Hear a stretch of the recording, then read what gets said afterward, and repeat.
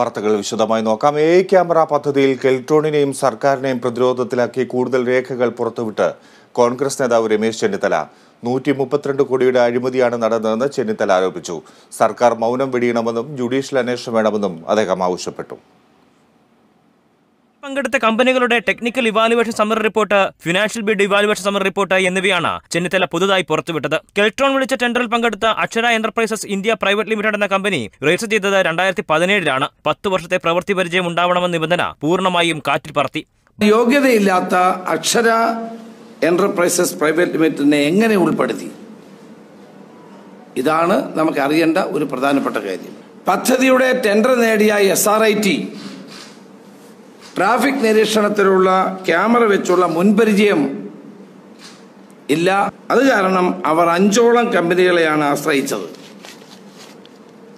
അതും എല്ലാം കടലാസ് കമ്പനികളാണ്. കെൽട്രോൺ ടെൻഡർ വിളിച്ചതിൽ ഗുരുതരമായ ക്രമക്കേട് ആദ്യഘട്ടത്തിൽ തന്നെ ഉണ്ടാവുകയാണ്. അഴിമതിക്കാരെ മുഖ്യമന്ത്രി സംരക്ഷിക്കുകയാണെന്ന് പറഞ്ഞ ചെന്നിത്തല 132 കോടി രൂപയുടെ അഴിമതിയാണ് കേരളത്തിൽ ഇതുമായി ബന്ധപ്പെട്ടുണ്ടായിട്ടുള്ളതെന്ന് ചൂണ്ടിക്കാട്ടി. അപ്പോൾ കേരളം കണ്ട ഒരു നല്ല അഴിമതിയുടെ കഥയാണ് ഇന്നിപ്പോൾ ജനങ്ങളുടെ മുമ്പിൽ വന്നിരിക്കുന്നത്. ഇതിൻ്റെ പിന്നിൽ മുഖ്യമന്ത്രിയുടെ അറിവുണ്ട് എന്നുള്ള കാര്യത്തിൽ ഒരു സംശയവും വേണ്ട. മുഖ്യമന്ത്രി അറിഞ്ഞുകൊണ്ട് തന്നെയാണ്. കാരണം വ്യവസായ മന്ത്രി പറഞ്ഞ് ഞാൻ അറിഞ്ഞിട്ടില്ല, ശശീന്ദ്രൻ മന്ത്രി പറയുന്നത് എനിക്ക് ഓർമ്മയില്ല, അദ്ദേഹത്തിന് അല്ലെങ്കിൽ ഒന്നും ഓർമ്മയില്ല. അരിക്കൊമ്പൻ്റെ കാര്യത്തിൽ പോലും അദ്ദേഹത്തിന് ഓർമ്മയില്ലായിരുന്നു. പിന്നീട് ആന്റണി രാജു പറയുന്നു എനിക്കറിയത്തില്ല, കെൽട്രോണാണ് എൻ്റെ ഉത്തരവാദി. നമ്മുടെ ഗവൺമെന്റിൽ അങ്ങനെ ഇത് ആരും അറിയാതെ ഒരു പദ്ധതി പൊട്ടിമുളയ്ക്കുമോ?